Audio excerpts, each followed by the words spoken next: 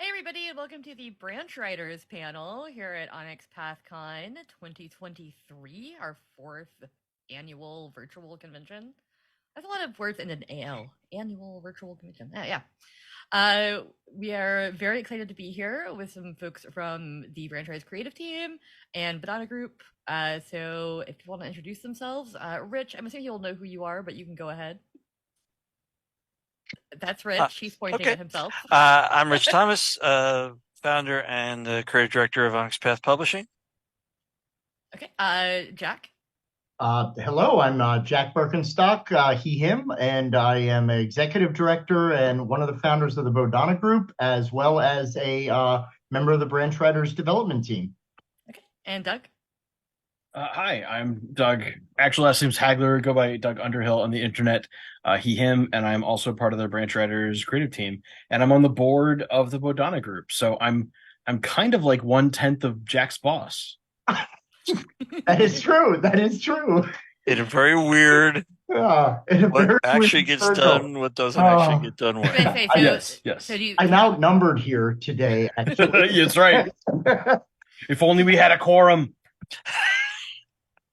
My name is Dixie Cochran. I'm one of the in-house developers at Onyx Path Publishing. I'm going to be moderating this panel. I have been working with Onyx Path for a while, and I have been going to Save Against Fear, which is the Bodhana Group's convention yearly, and doing panels about this game and about Bodhana Group for a while. So I'm just here to guide the conversation.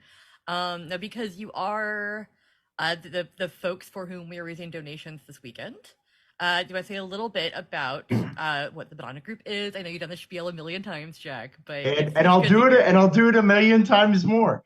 So the Bodhana Group, for those who don't know, we're a 501c3 nonprofit that is based in York, PA, and we specialize in utilizing tabletop gaming, modern board games, modern RPG for therapeutic and educational skill-based programs.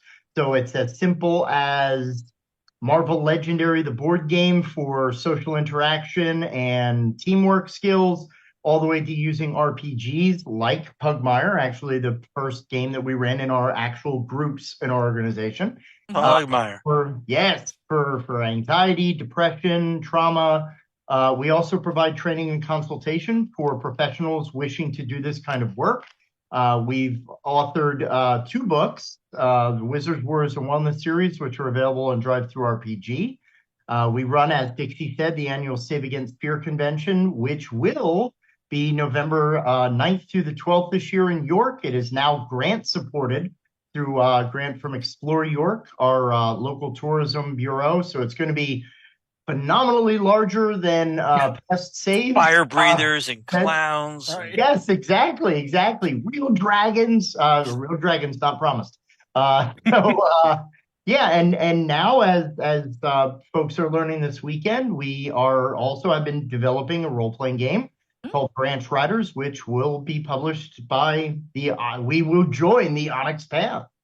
Yeah, and you're bringing us 8 new paths with that, which we can get into in a minute here. That's right. It's like one world, many paths. We're gonna have to change it around for y'all. Yes. One world, many branches.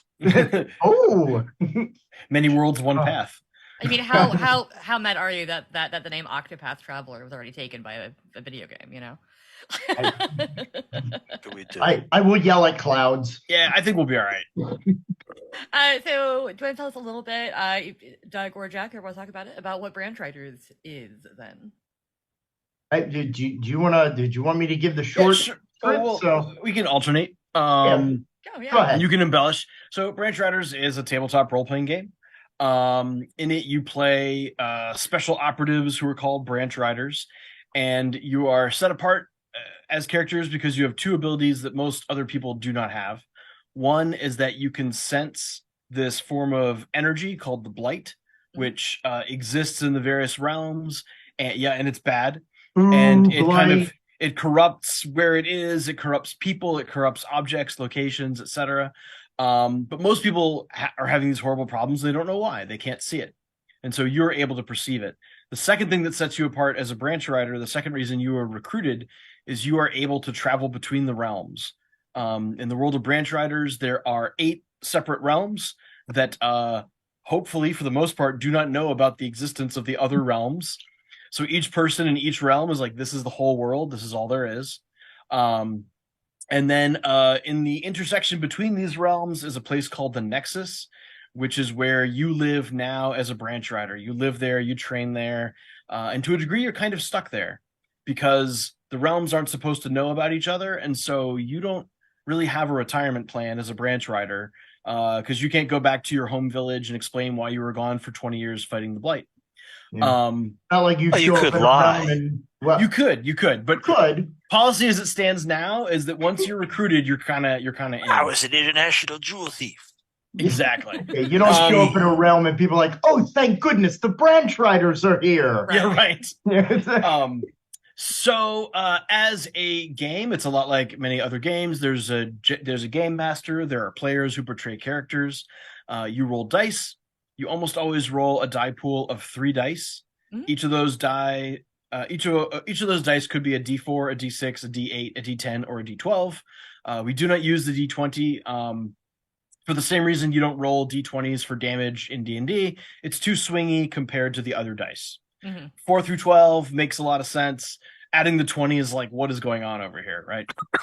The D20 gets too much love anyway. Yeah. It's the D20's. Yeah. The D20's fine. It's all over the place. It's overexposed. It's everybody with the D20. The people, they just love it, but you got to move on. The D20 is already prom queen. Don't need to worry about the D20. That's right. When you're rolling these 3 dice, you're looking for a 4 or higher on each of these dice, and that would count as a success. And you're going to get between 0 and 3 successes. 3 successes is you did what you wanted and something cool happens additionally to that. 2 successes is you did what you wanted. Good job. 1 success, you have to make a choice. Either you're going to fail forward, you're going to not get what you wanted, but something else good is going to happen or your situation will improve. Or you have to pay the cost of success, meaning you got what you wanted, but things got worse in another way. Or maybe worse for an ally, or worse for someone you're trying to protect, etc. And then 0 successes means not only did you not do what you wanted, but things also get worse.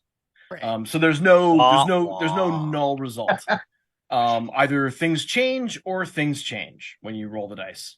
I really like that because there's nothing more disheartening in a game than being like, I rolled an 11 against a 13, so yeah, you're like, what does that look like? Happened. Yeah. I stand there, I'm competent, I'm just not quite like, what is that? So we just got rid of the no result and added a no and. We punch you in the guts. It's not enough to fail; it's enough to suffer for it. Exactly. Honestly, preferential though, because it moves the story forward. Like that's... right, yeah. When you roll the dice, things should change, and they will somehow. So the way you get those dice, you have things called approaches, which take the place of attributes or ability scores in a lot of games. The approaches there's 5 of them. They're creative, forceful, knowledgeable, observant, and social. And rather than being innate to your character, this is how you're approaching a challenge. So, and they don't need to match how you look. So you could be a very forceful person who's not large and strong. Mm-hmm. You could be a huge, strong person who's very knowledgeable and observant, because it isn't your capabilities, it's the way you approach challenges. Let me deal with it. Right. So you choose, because everyone's met a small, forceful person and everyone's met a big, thoughtful person. Like that totally happens. Yeah. So you choose your approach. That's 1 die. Your second die is either going to be drawn from your skills, which is your pretty standard list of 11 RPG skills. The things that are there are the things you expect to be there for a game in lots of genres. Either a skill die or a gift die. Your gifts are your special abilities that you get from your home realm. And then the third die that you roll is called the situation die. And that's based on how bad your situation is at the moment. The worse the situation, the lower the die. Mm-hmm. So when things are going great, it's a D10. When things are about to completely go off the rails, it's like a D4. Mm-hmm. And you roll those 3 dice. Or if it's bad enough that you don't roll a situation die, right, because things are that bad. Right. If you have failed utterly, if you failed utterly and put everyone around you in mortal danger, you don't roll any situation die anymore. You just roll 2 dice, and you probably should leave and run away. No. Because the best flip the table, flip it, go. You just because the math of success has turned against you, and so on average you're going to roll mixed, failures, right. And it's that if things go that bad, they have gone very, very, very bad over and over again. So that's how you get your 3 dice. That might be great to encourage those folks who just absolutely believe that ultimately they're going to get a good roll and it's all going to work out. And sometimes in a game, that's just making it worse. And I mean, and that seems like I don't know. That's a little warning sign, that a good game master could be saying, "Hey, look how the chances of this are really bad, but if you just left." Yeah, because a lot of role players, they don't want to. Like, I'm not going to give up. Right. I will keep hammering this nail. If I keep rolling, I'll get a 20 eventually. Yeah. One nice thing about the system, played at a table or with like maybe a robust digital setup we can come up with, there is what's called an exposure tracker, which exists in the world. You have one like strapped to your wrist or in your pocket or whatever as a character. Like a Pip-Boy. Like a Pip-Boy, like a Geiger counter Pip-Boy, basically. And this measures the amount of attention you've drawn from the blight. Mm-hmm. This measures how much of the blight is paying attention to you. All of its attention is bad. And that goes from green over into yellow, into red, and then there's like black with double skulls in it, and it's like off the charts bad. And so at the table you can watch as the danger you're in goes up. You can do things to try to bring it back down again. To try to be more subtle, to try to cover your tracks better. But I like that it isn't like you're going to have, suddenly it's a TPK. You're going to have made choices all the way along that's built up to that point. So you know how you got there if it gets that bad. And I like having something at the table to tell you, like, no, seriously, you're in really bad shape here. And it's also a very cool tool that, and I know that there's been a lot of like speculation in the Discord chat, which, by the way, if you were not aware, on the Onyx Path Discord server, there is a Branch Riders channel in there that you can follow. There's a lot of cool discussion. We actually ran play tests at a local game store, and I was very surprised when I checked the Discord. I was like, oh my God, my post made its way from Facebook into the Discord server. Like, what's happening over here? And I was like, wow. I had been warned about Onyx Path people, but yeah. If I had less to do that day, I was thinking about driving up just to screw with you. Because it's like, a couple hours for me. And I was like, what if I have nothing to do that day? I could just drive up there. I have a hybrid car. It's not like it's that big of a deal to drive a couple hours. I unfortunately did have things to do that day, but I definitely thought about it because I was like, how weirded out would Jack be if I just showed up at the playtest? Oh, I would have been like, we have room for one more. Yeah, absolutely. Pick your realm. Pull up a chair. It would have actually been the first game that I would actually have run for you. We played together before. Mm-hmm. I'm looking forward to eventually getting to play Branch Riders because I have not played it yet. I've just been talking about it for a while. Now that said, that's a lot of the mechanics. What does that look like narratively? Like how are ways that you might stop the blight? Does that change from location to location? What does that look like in action if you were going to describe like a scene? I mean, looking over it, really one of the big avenues of the system is we did design it with narrative in mind. Oh, yeah. So, and that was actually behind the idea of the approaches mixing with the skills of the gifts. Because at this point, with 5 approaches and a total of 11 skills, can you choose for your character? Because there's always something you're not good at. You can combine these in very, very, very different ways. So let's take the skill of art, for example. So you could be forceful with art. And this could be that maybe if you're in the Borderlands, which is a Western genre, that is all about, this wide expanse of the open frontier is actually psychoreactive. So you are driven to create, to fill this void that's all around you. Driven to draw, partner. Yeah, exactly. Oh, no. Yeah, 1, 2, 3, draw. Yep. So you do have brush slingers and, chiseler artists, people just creating. And so in there, you could do forceful art. That could be you're breaking someone's art down, like you're critiquing it very aggressively. So that will be forceful. but you could also do like a chainsaw sculpture because it's like angry or forceful art. So not only can you combine them in different combinations, but the way that the player interprets their description to the GM of what that looks like and what that means.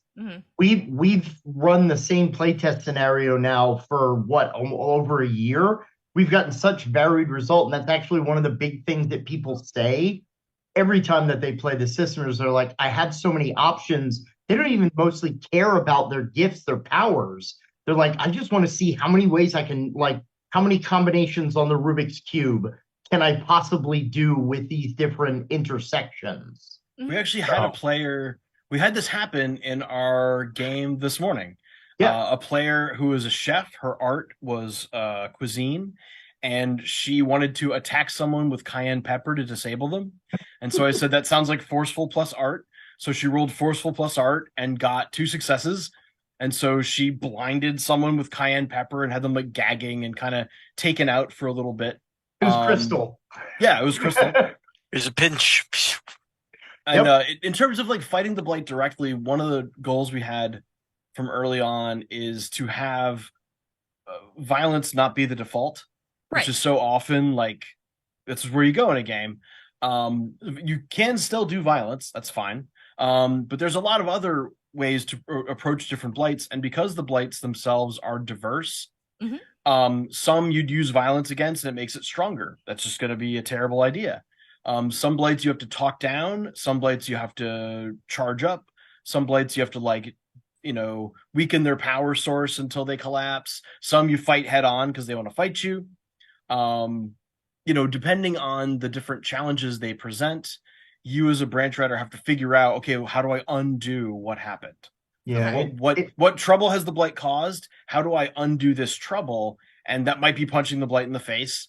That might be reconnecting somebody with their mother. It depends on the context, and it gives the GM a chance to set up scenarios that could be very small and personal, and just if there's just a thing that has to happen that is not necessarily epic in any way, or it could be a gigantic, there's an invasion. Yeah. I've been watching a lot of hopeful sci-fi recently, so I'm right there with you. Like, I've been watching a lot of Star Trek. I've been watching a lot, we finished watching Star Trek Prodigy, which is the kid show, which is far better than it has any freaking right to be. And I heard good things about it. It was so much better than I thought it was gonna. Like, think Avatar: The Last Airbender level of quality, like of a kid show. You sold me. But yeah, like that's part of what I like about a lot of that genre is like, yeah, sometimes you are solving things by phasing them in the face, and sometimes you are solving things by communicating with them properly, or by figuring out what you've done that is wrong that maybe you can make amends for. And that's super interesting. Well, and even adding further, then remember that it's, as far as a branch rush, it's the secret mission. So in most cases, if you just go in guns ablazing, you're going to alert the blight that you're there, and that exposure. Because we also wanted the exposure tracker to basically do 2 things. One, it alerts you when things are getting more dangerous, but it's also kind of we have this joke that we always talk about when kids get paralysis analysis at the table. We always say, hey, villains are going to villain. So just because the heroes are like at the HQ, just kind of like, no, wait, let's think about this. The villain's not like, I'm going to wait until the heroes do their next move. Yeah, hand me my reading slippers. Like, no, that's not how villains operate. So the bad guy is still going to happen. So it might be you're taking too long. There's a presence, like a tremor in the force. And all of a sudden the place will be like, oh my God, what's going on? So it could be like this story mechanic driver of moving forward, moving back. And we haven't even discussed the way that gifts affect exposure, because we wanted any story to be able to be told. So that's why when we design the realms, there are 8 different ones for 2 reasons. One, there are 8 different genres that we've reflected. But also, and this is, as we say, it's kind of under the hood is how we've been describing it, that the game's original premise was we were going to design it purely to be a therapeutic role-playing game, but we decided that most therapeutic games that we've seen are kind of dry and kind of boring, where it's, they're typically like roll the die, move your pawn, draw the card and tell me a feeling. We were like, no, we don't want anything like that's over the head, because fun is what engages people into this process, their goals and skill building. So we created these worlds with skill components in mind, but that also gives us the idea. For example, we have the Heights, which is a superhero realm. Okay. And in this superhero realm, it's like, pretty much as far as you know, everybody in the realm has a superpower. You might have laser eyes or super strength or elasticity, or my favorite example, I got to use it, Doug. Maybe your superpower is that the use of a flathead screwdriver, it never slips out of the slot. Maybe that's your superpower. I would like that superpower, actually. I That had would to be unscrew a lock the other day, and it was very annoying. Right. It could be an awesome superpower. You're not going to topple mega villains with it, but in this world, there is also the presence of a huge social media empire called Capebook. And villains and heroes alike are obsessed with their Capebook rating. Whether, the best heroes and even the most conniving villains, there's kind of this code, almost like the Flash's Rogues Gallery, where it's like, no, we don't want to hurt each other. We're just doing business. Like, you stop me, your ratings go up. I get a lot of hits here. Yeah, exactly. We're all about the likes, right? I've been rewatching old school professional wrestling, and it's very much like heels and faces, and you build Eddie heat, just had a warm feeling right now. It's and the downside being occasionally the collateral damage is a city block, because you do actually still have superpowers. Right. You're not just performers. But yeah, I like that sense of like, it's a bit like professional wrestling, and occasionally it jumps off and becomes real, like professional wrestling, and people actually fight. But mostly, that the best thing is if you're a face, you have to have a good villain to give you heat and to give them heat back, and your ratings go up, you become more popular, you sell corporate sponsorships on your suit, everybody makes money, it's perfect. Yep. And so within that, you could tell great, dramatic, compelling stories. Like maybe one villain is jealous of a hero because of the powers that they have, or maybe there's a hero whose power is so awesome that it gets them into trouble, right? We have a reporter character we created who can multiplicity themselves. So they can create multiple versions to cover as many stories as they can. Yeah, totally. That could lead to a problem if maybe someone has a mimic power. So they appear as this person who could be everywhere. So story-wise, a lot of possibilities, but on one of the doppelgangers falls in love suddenly and doesn't want to be reabsorbed and goes rogue.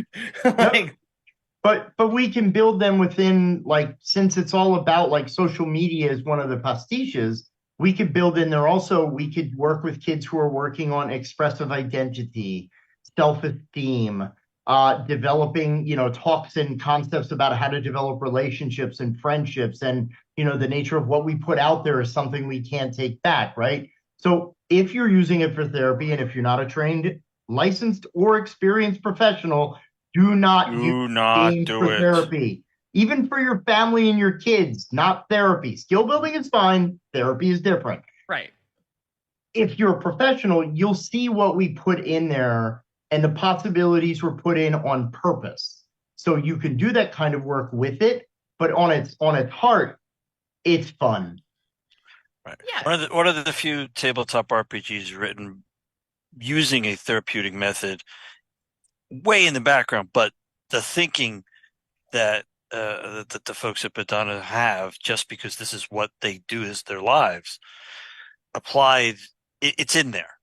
And you don't have to go in there and try to use it for therapy or anything like that. You can just have a great time with it, but it will help build people's, creative problem solving because of the way it's designed, because that's how the group works, and that's how the Bodhana method works. Yeah. It's also just how games work. There isn't therapy, but there are therapeutic effects of sitting at a table with other human beings. Oh yeah. Imagining and experiencing joy and pretending and interacting like that. Right. I mean, that's the joy works. And the wonder of the creative process of gaming. I think you guys have put another layer on it. Oh yeah.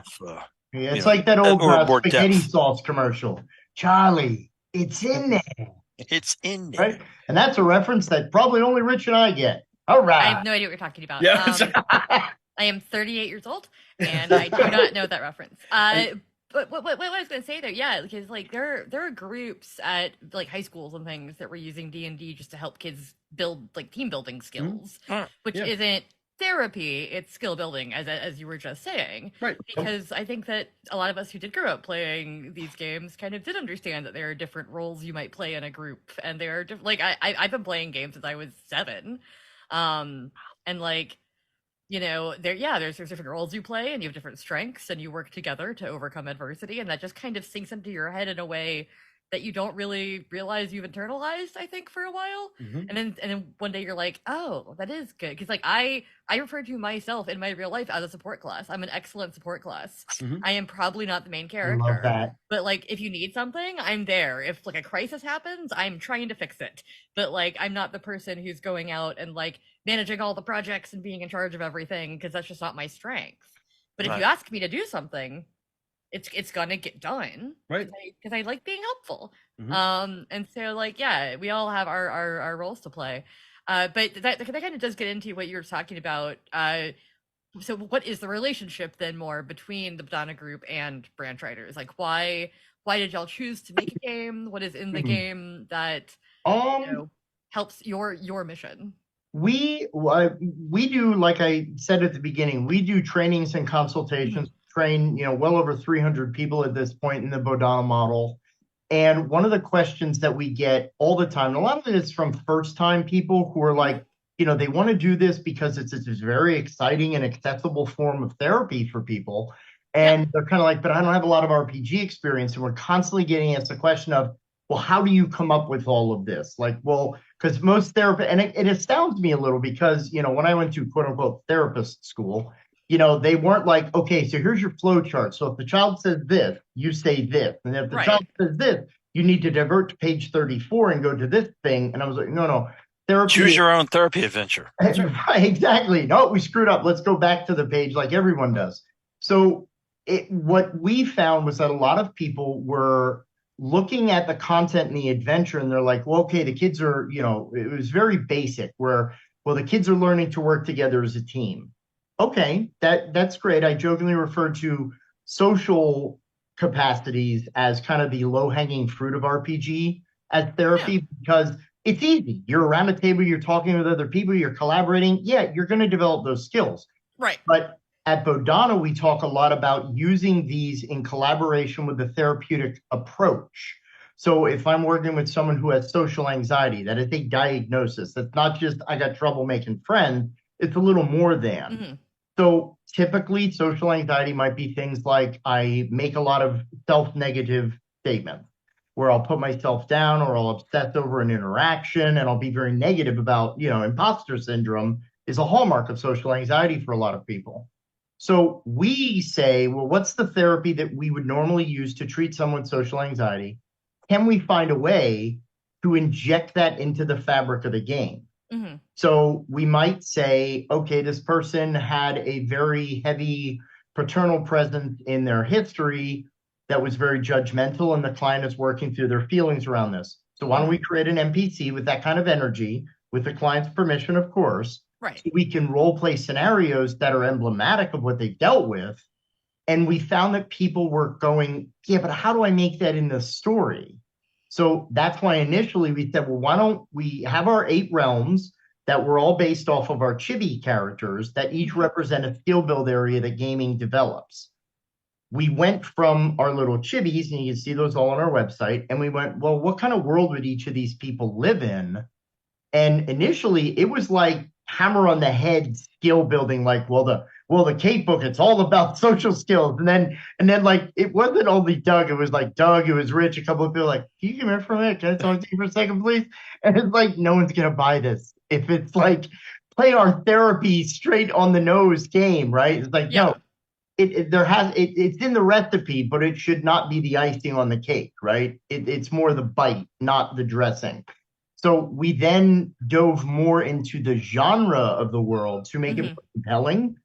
Also, kind of barring that not everybody likes science fiction, not everybody likes fantasy, which is something we've also found with like using D&D in groups, which is the typical. Some of our clients don't like fantasy. So we play Kids on Bikes or Teens in Space or, other systems. So that's kind of where we decided, like, where it started, that it was a tool to make it easier for therapists to create content that will still ensure that goals are being connected toward, but to do it in a way that wasn't boring or antiseptic. Right, yeah, because if you told me, like, oh, we're going to play a game about social skills, I'd be like, eh. But if you're like, we're going to play a game about superheroes, I'm like, cool. Let's do that. Exactly. Yep. And as the non-therapist, non-clinician in these meetings that we have, I've always seen it as my job to make sure that, for example, the realms make some kind of sense. Yeah. Apart from skills, that these are worlds that I could picture a person living in and not looking around going, why the hell is it like this? And then also to make sure that the game is fun, so that, like, I hope that most of the people who play the game don't care about therapy, don't care about education necessarily. They're not professionals. They want a cool game, and I want to make it stand proudly on the shelf next to any other game out there. You could grab it, have a great time, and never realize there's these other hidden tools that a therapist might notice. You don't have to care. There's nothing telling you to care about that. Right, because you're doing like a separate guidance for therapists, right? Like the book itself that we're publishing is the game book. Right. Yep. And then if you want to access the other parts of it and you are a therapist, once again stressing that, please do not therapize your friends. It's weird. Don't do it. We're also writing a facilitator's guide, which it doesn't reteach you how to run the game. It basically says, look, you already have the rule book, you know how the game works, but here's the secret sauce. It opens the hood. Here's and the it's like, that's what that does. Yep. That's what that does. That's why that's there. And here's how you can use those. Yep. And we've gone back and forth for probably a good couple of years on exactly what to include in this and how to do that with specifically, the turn off on, hey, I just want to play a fun game. I don't want to have to deal with all this stuff. Or, oh boy, now I can psychoanalyze everybody at my table and make them do things. It's just like, no. And ultimately, the game developed beyond, as you guys were describing, it went beyond just the framework, which is what you want. Yeah. And at the same time, the realization that, you could do a separate book, which means that for the very small percentage of people who are actually trained at this, all they need to do is pick up this extra book, and it's unlikely, or unlikelier that someone who is going to, stumble down the wrong path, if you will, right, or wrong branch. I see what you did there. Is going to also pick up that book and then go ha now Right. So just a little bit of it, just a little bit of a push, just a little divider, if you will, between the game book itself and really diving into the therapy aspect of it. Yeah. Right. And neither book will tell you how to do therapy. Right. That's not like, so if you read the facilitator's guide, you don't actually have any new special powers you could use. Wait. I was promised a degree when I bought just this guide. Like you just have, it's like we're writing the facilitator's guide especially for someone who is already a professional. Right. To show them, here's how you use this as a vector for the skills you have. If you don't have those skills, that book will have some interesting GM advice for you. Yeah. That's in there too, but it's not gonna, you won't buy that and be able to do more than you can now. And if you're already being, so tell me about your mother. Yeah, if you're already doing that with your group, I hope you stop. And this book won't actually help you do that more. Well, yeah, like I can go to the bookstore and buy the DSM. It doesn't make I mean, you can you can be inappropriate. The game's not going to help you do that really. Well, and it has safety tools actually, so that it'll be harder to do that in some ways. Yeah, we had a great experience, and that kind of bore it out that we didn't even talk in the actual play this morning with the group about, I mean, we briefly said, yes, this is kind of the design. And again, Crystal's also a good friend of ours who's done panels with Bodhana before. And Crystal is an educator. So after we did the actual play, she's like, wow, I could really see as an educator how I could use this for goals with students. Oh yeah. And that's what we want. We want people to get this great play experience, but for professionals to go, wait a minute. Yeah. Hold my therapy beer or whatever. Right. Exactly. So I feel like we've hammered that home a little bit. Let's talk about the game Let's do it. More of this, because that's what we're excited about, right? The game? That's what we're making. So I'm gonna ask you a question that I asked at the Save Against Fear Life panel that scared you momentarily, which was, what are the 8 different worlds that we can go visit in this game? I have these queued up. All right, Jack. Okay. All right, Jack. You have a cheat sheet All right, this time. here's my Jack's thing. cheating, All right. so he can do it. Okay, Yeah, no, go for it, definitely. man. Are you kidding? All right, so we have, like we said, 8 distinct realms. And what I'll do is, because we've been talking about the therapy, I'll actually say what the kind of skill build is as well. So we have the Borderlands, which is not an actual Old West, because actual reasons why that shouldn't be. It is a fictionalized Old West. And like I kind of said, this is an area that is actually about creativity and expression is the skill build. So all of the denizens of this realm are creatives, and it is dance, art, theater, whatever you might guess. So within that world, my makeup artistry, like any kind of Old West saloon, single one street town, but it's all Rococo style architecture, and like everything is fancy and dressed up. So, you're stealing art supplies off of train robberies, and you have prospectors who can take you to where the real creativity is. I can tell you the street. Up in the mountains. Exactly. Out. So that is the Borderlands. I'm panning for good ideas. Nice.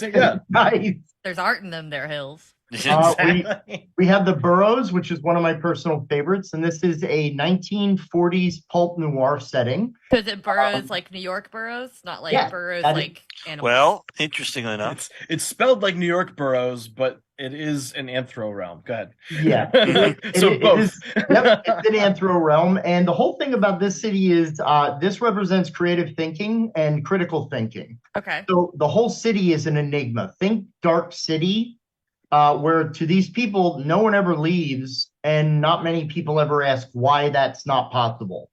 Mm-hmm. So it's constantly like mysteries and puzzles and codes and enigmas that you need to kind of unravel.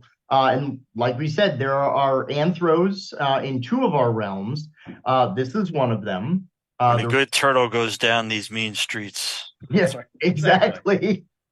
And most people, like, if you ever met somebody who lives in Manhattan, has only ever really been to Manhattan, for them, like, the city is the world, and everything else exists out there. The boroughs is kind of like that. Most people are just like, I live in the greatest city in the world. Everything I want is here. You know, there might be posters for places to go vacationing, but you never met somebody who's been there. That's kind of weird. And some people try to figure that out, and we then have the Chain, which is actually where our actual play took place this morning. It's an archipelago of not only regular islands that are on the water, but there are occasional some floating islands, and it's a steampunk realm that is basically, it's all about what we call risk reward or initiative in a different sense. Mm-hmm. So this realm is completely surrounded on either side by this mysterious fog, and the fog swallows up islands.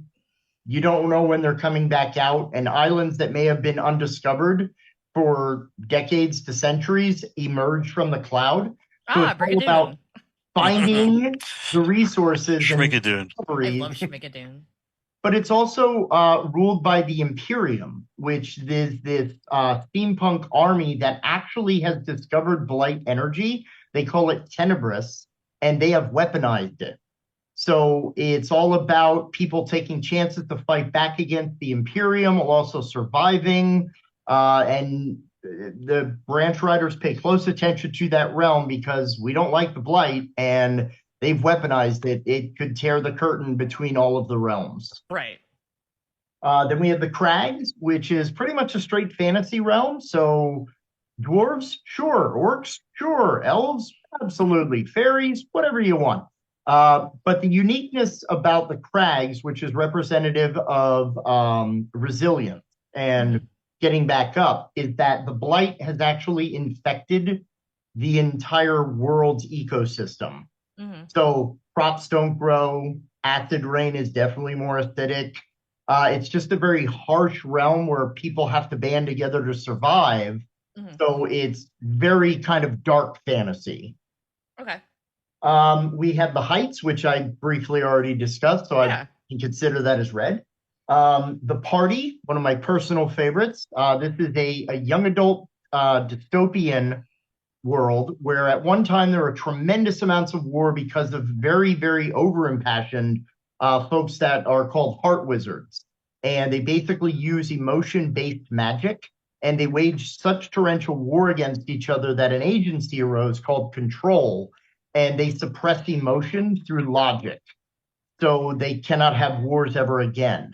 So there are still battles that fight within this realm, between all of these factions, and obviously that is the world that talks about empathy and perspective taking, and about the different factions of the Heart Wizards actually represent different ways to manage emotion, none of which are the only solution. We then have the Rails, post-apocalyptic setting where we tried to augment humans with animal DNA. You might have guessed that this is our other Anthro realm. But the juice got loose, and some people became what we call the feral, which are over-animalized, and humanity now has to band together to survive by taking dangerous milk runs to go out and find medicine and supplies, and kind of protect each other inside the shell of this gigantic, once proud, athletic complex city called Jam Stadium. Yeah, and it's kind of like, what did we say, Doug? How do we describe the it's Red Bull presents The Last of Us. Yeah, pretty much. Nice. That's the Rails. I was just thinking of all the folks who live in the stadium in Fallout 4.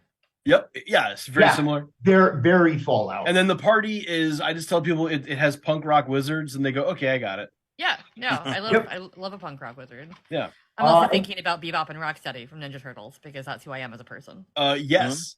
Yeah. They would both exist in the Rails. Yeah. Totally can make them. And then the final realm is the Terminal. This is a sci-fi futuristic world. And again, this is no analog to our current situation as a society, but at one point they noticed that there was a lot of very confusing information that was available to people. News that may or may not have been fake. So they created Zepto in this realm, which is an AI that was designed to kind of sort and suss things out, what was true, what was untrue. And Zepto cared only about information, not people. So it started shutting down primary systems, and it started to kind of divert things for efficiency. So the people of this realm have to scurry about trying to reclaim information and power to be able to live. There are others that feel information must be taken from everyone, and they take it to the cloud to store it for posterity, but it's not useful then. So that realm represents education. And the way we felt is that education isn't just learning things, but it's also disseminating information into what is true, what is not true. So that is, and the Rails was dexterity, which people are like, role-playing games build dexterity? Well, if you practice hard enough, I guess. But that was one of our board game chibies. So we worked that in. We wanted to represent all of the different heroes and realms. So. And mental dexterity is important as much as physical. Being able to react and maneuver around obstacles. Yeah, and some folks might say, well, wait a minute, couldn't you also tell stories about resiliency in the Rails? Sure, it's your Dable. You have the game. Do what you want. So there is also crossover potential for what happens in each of these realms. But that was how we designed all the different realms, and they each have their own backstory about how they got started. And in the eventual book, you'll have a starter setting, which is a sample city that we've built. It's filled with people, places, events, everything to get you started. But we're also going to contain rules and guidelines in the book. If you want to create your own setting, we've given you sample questions to answer at the table. And then you will also have guides on how to create your own gifts and powers, your own blight, who also have their own set of powers. There's There's going to be a lot in this little book. That's a little. No, you're right. What's that? I asked if there's anything that you wanted to add to that as far as the game goes. For all the realms, my goal is that each one is a world that makes sense, at least in reference to itself. Mm-hmm. And I can imagine people living there, because they went through a lot of iterations, and my question was always like, right, but why are things like that? Like in the Borderlands, why is everyone obsessed with art? That doesn't make any sense. So right. I came up with the idea that the wilderness is psychoactive, it's psychoreactive. And so what you have to do, the people who survive are the ones that have trained their imagination so that they can lucid dream and so that they don't have wandering horrific thoughts, because those will take form. And so I kind of went through the realms and I was like, why do people need to be this way in order to survive? Mm-hmm. And that was kind of my question for each of the realms to help them make sense for me. Because I wouldn't want someone, like, without being told, I don't want someone to go on a mission in the crags and be like, oh, cool, it's the resilience world. Like that for me is like, we have failed. They would go, oh, cool, it's the fantasy world. There you go. That's what I want. I mean, world building is so important to you. Like that's something that we do all the time, especially when we're making new settings and fantasy settings. As you go, like, why would it be like this? Yeah, you got to make it like it has to answer at least a couple layers of why is it like that questions. And then eventually you might dig down to the because I said so Tanium. But like, but that's true to any setting. Eventually you get to the point where it's like, this is how it is. Just, but a few layers of questions I want to have good answers for. Well, yeah. And even if you don't put the answers on the page, having them in your head when you're working on the game is important. We had talk about that a lot with Pugmire. Mm-hmm. It's like every single person that works on Pugmire tends to know all of the weird little setting secrets that like aren't in the books. And so we can write around them. We can, we know what causes this, so we're going to write around it, even if it's not in the book, because the answer is magic to the players. Yeah, exactly. And that's fun. That's a fun part of working on it. Oh yeah, I like it. So we've got about 10 minutes left. I haven't had any questions in the chat. If anybody has any questions, feel free to ask us. Otherwise, everybody on this chat can talk for an hour straight without stopping. Oh, easily. and really have.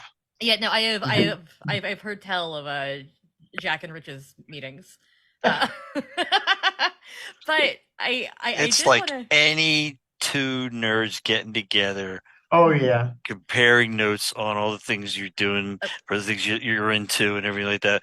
The Manos hand of fate behind him on the wall, Yes. Every meeting I have with any of the Pathcast crew lasts for an hour at least, even if the question was 5 minutes. So I understand. Yeah. But that said, for the last little bit here, I wanted to ask, what has it been like coming from working on this yourselves and working with Eddie and Onyx Path to kind of shape it into a bit more of what we would publish as a role-playing game book? Because that was kind of the most recent step y'all have been dealing with. Oh yeah, I mean we ripped out so much of the awful stuff that they wrote. Just what the trash. You talk about the red lines. This was just soaking blood red. The whole thing. It's a crimson pin to it. Yep. I have never designed a game. I have been a game player since the age of 12, so I've had 38 years behind the screen. I have so much more respect for game designers than I had a lot to begin with, but I love that one of the cool things, I mean, specifically talking about the process, it's a dream come true. Mm-hmm. Just being able to not only put this idea and this tool into play that people are going to get so much benefit out of. I mean, that warms the cockles of my heart for one reason. But on the other, just the idea that throughout this entire process, because we were kind of like, again, fair to middling initially. This game's been in work for about 3 years, if not a little more than. And we've gone through a lot of travels through this. There's some sad stories at some point to share.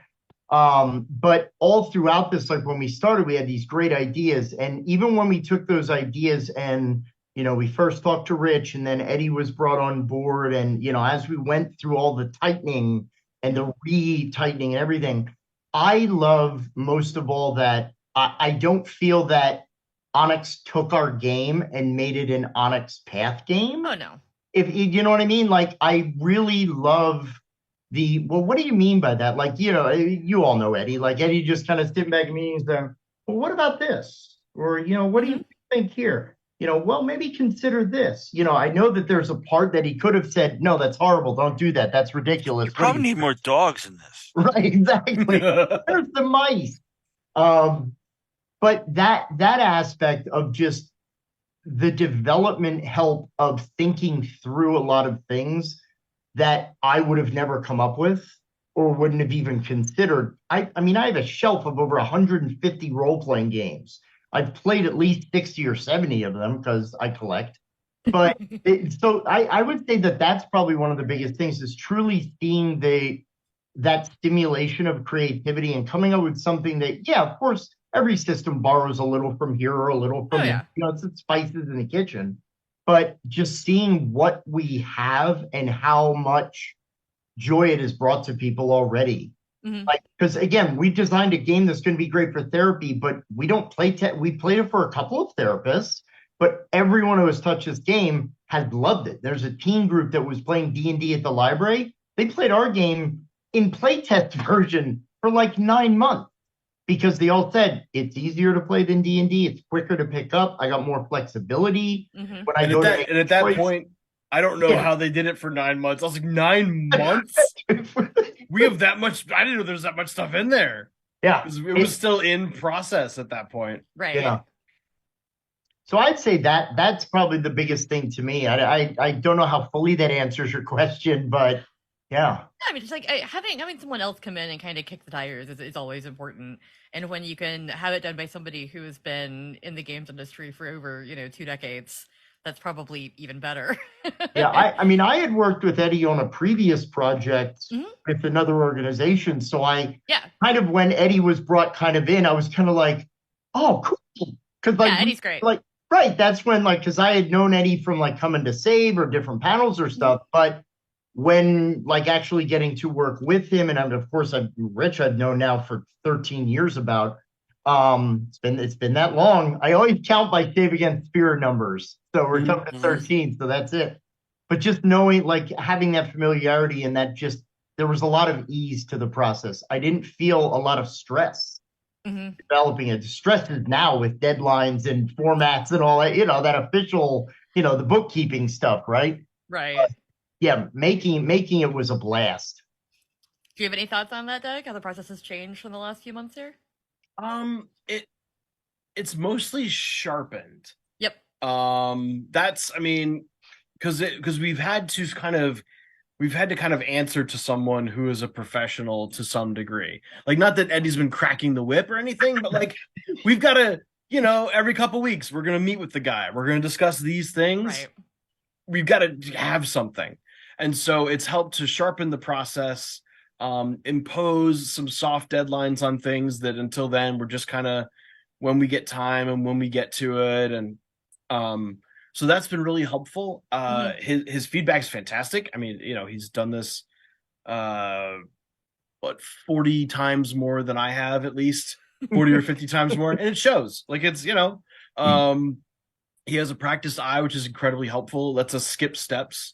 Like, it lets us skip 3 or 4 mistakes ahead to get to the result we were hopefully going to get to anyway. Really. Yeah. That's one of my favorite things about working at Onyx Path is that when I'm pitching something or I have an idea for something that we're working on, sometimes I'm coming from a place of it's a novel idea and that's great and they're going to use it. And sometimes I'm coming from, oh, we tried that 15 years ago and here's why it doesn't work. Right. And it's nice to have someone who can just tell you that sometimes. Yeah, it's good as someone to say, this is probably not going to work. Here's another way to get what I think you have in mind. Exactly. Yeah.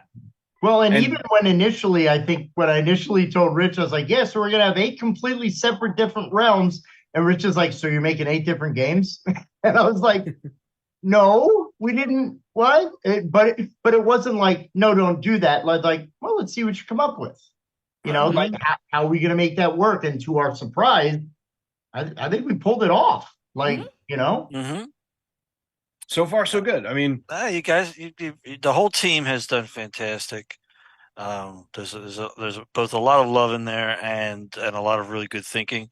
And like you say, we could fine tune a few things. We could bring a few things, connect them in different ways and things like that to get to where you want it to go anyway. And that was really the key for us. We've done enough licensing on both sides to know what works in a collaborative situation. And Eddie's one of the top collaborators in the business, in a let's get to what we're trying to get to thing. And I'm going to put my ego in this cupboard, and not worry about that right now. We're going to talk about what's good for the thing you're trying to do.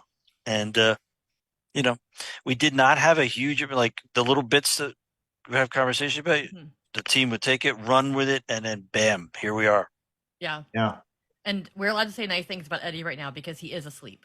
That's the only time that we're allowed to say nice things about Eddie. He's curled up in his box in the corner, like one paw over the top of his head. That's right, tail over his nose, all curled around. Yep.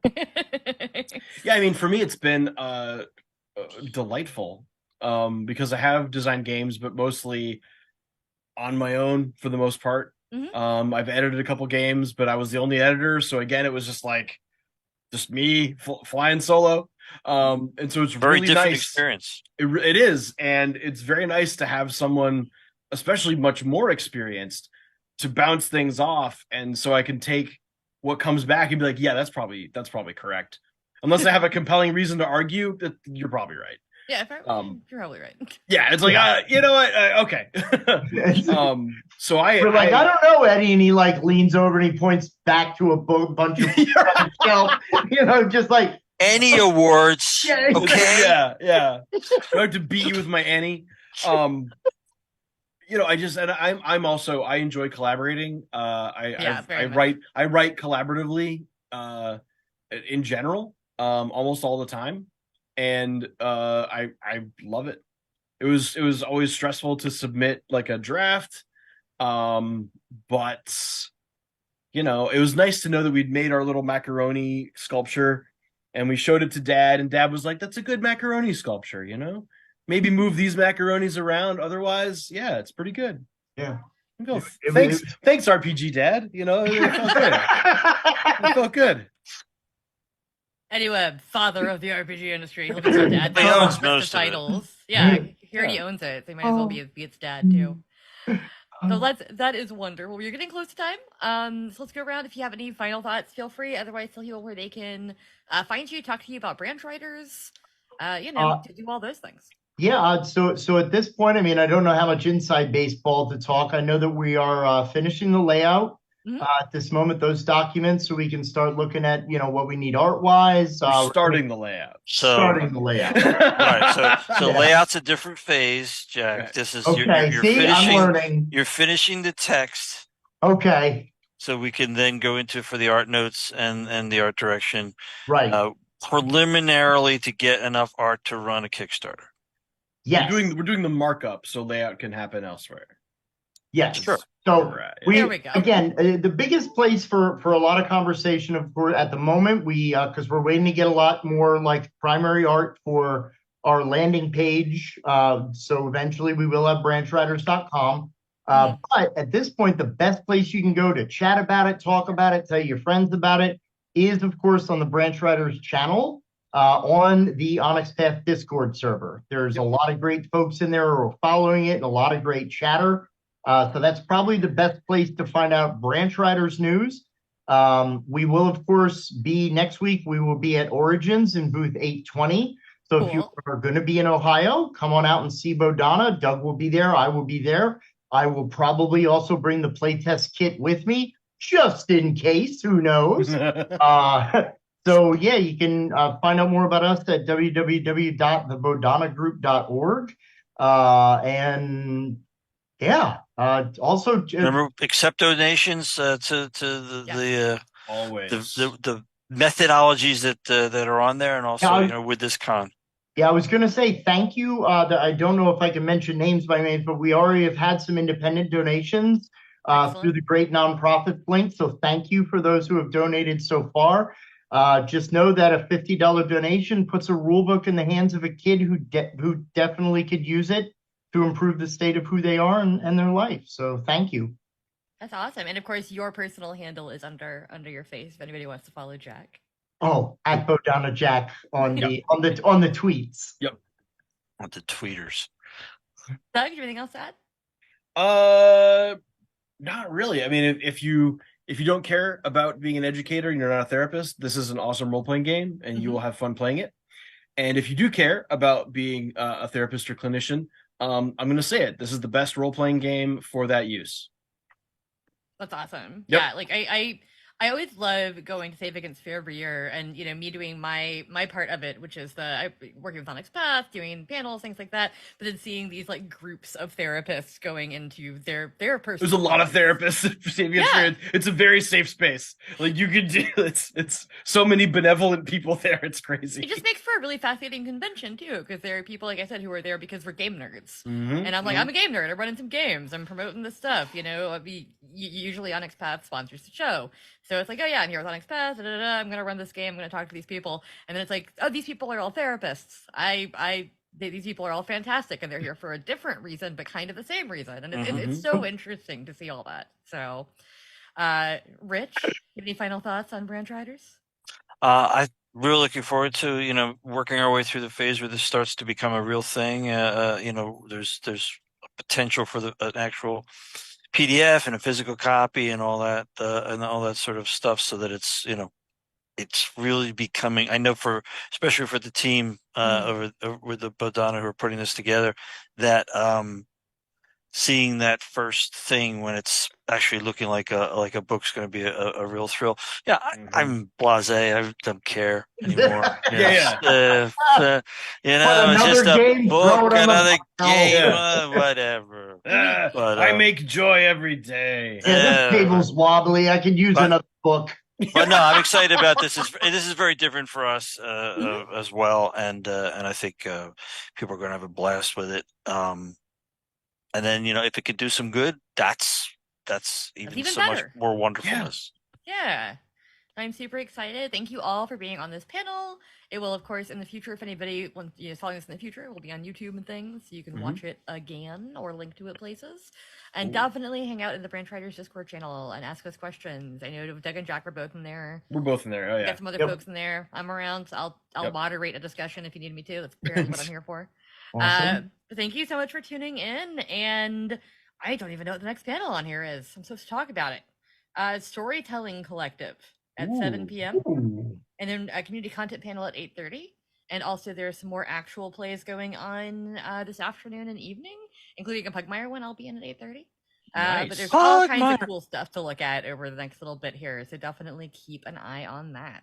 And thank you for having the panel, obviously, and also additional thanks to Onyx Path for again choosing us as your charity of benefit for Onyx Path Virtual Con. It is always appreciated. Well, it's all set up to do that now, Jack, so it's just easier. Oh, okay. If we found another charity, we'd have to rig other things. Blasé. I didn't want to change settings, so I guess we get the money. That's just me messing with Jack. Of course. Wouldn't have it any other way. Thank you all. Stick around, watch more things. I'm sure that somebody on this channel will raid somebody else. I don't know how to do that, so yeah. All right. All right. Bye. Good night.